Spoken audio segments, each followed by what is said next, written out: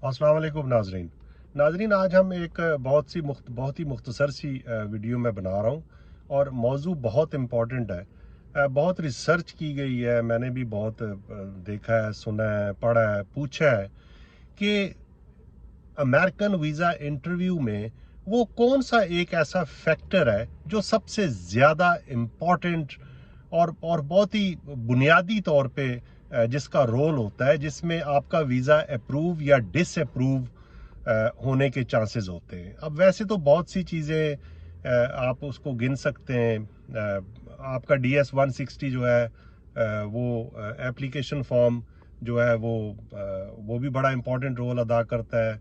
इसके अलावा आप कह सकते हैं कि आप वेल ऑफ हैं, आपकी क्या सिचुएशन है, ये सब चीज़ें तो इन्वॉल्व होती हैं। देखें, एक एप्लीकेंट है, उसने इनहेरिट की है, अपना फैमिली बिजनेस है, मल्टी नेशनल कंपनी है, वो बिल्कुल मुख्तलिफ केस है। मैं उन एप्लीकेंट्स की बात कर रहा हूँ जो ये सोच के जाते हैं वीज़ा इंटरव्यू के लिए कि 50-50 चांस है।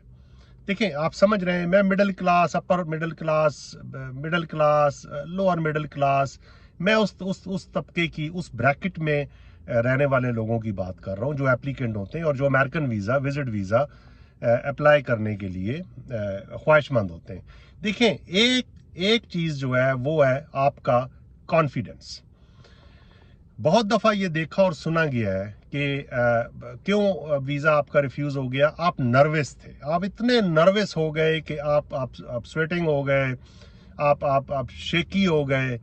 तो ये चीज़ें जो है ये बहुत इंपॉर्टेंट रोल अदा करती हैं। आप जहन में रखें इस चीज़ को। बहुत से ऐसे लोग देखे गए जो कि अच्छी तरह अपना DS 160 एप्लीकेशन फॉर्म भरते हैं और उसके बाद वो कॉन्फिडेंट इतने होते हैं कि वो वीज़ा ऑफिसर जो है वो उनसे मुतमईन हो जाता है, सेटिस्फाई हो जाता है, वो जस्टिफाई कर देते हैं वो क्वेश्चन आंसर को।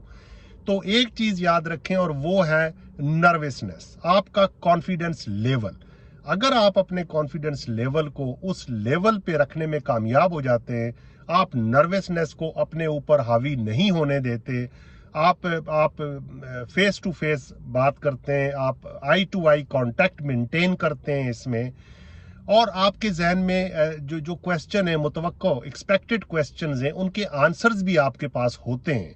और आप जो है फॉलो अप में क्वेश्चन आने वाला जो होता है वो उसके लिए भी आप तैयार होते हैं। फॉलो अप क्वेश्चन, मैं एक छोटी सी मिसाल दे दूं। आप प्लेजर के लिए जा रहे हैं US में, तो वीज़ा ऑफिसर आपको कहता है कि क्या आपका वहां पे कोई रिलेटिव है, तो आप कहते हैं हाँ जी मेरा रिलेटिव है। अब आप उम्मीद रखें कि फॉलो अप में क्वेश्चन आएगा जो आपकी उस रिलेटिव के बारे में होगा।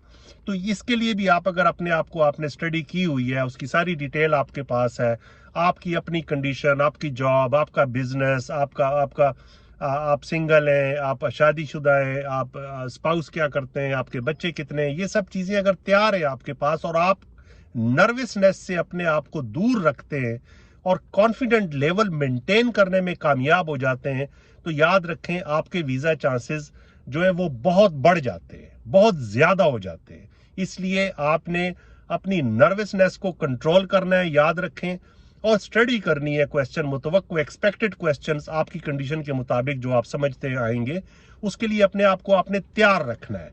नर्वसनेस पे कंट्रोल करें, आप इसकी प्रैक्टिस करें। देखें, हर जब बंदा जो है वो चीता नहीं होता।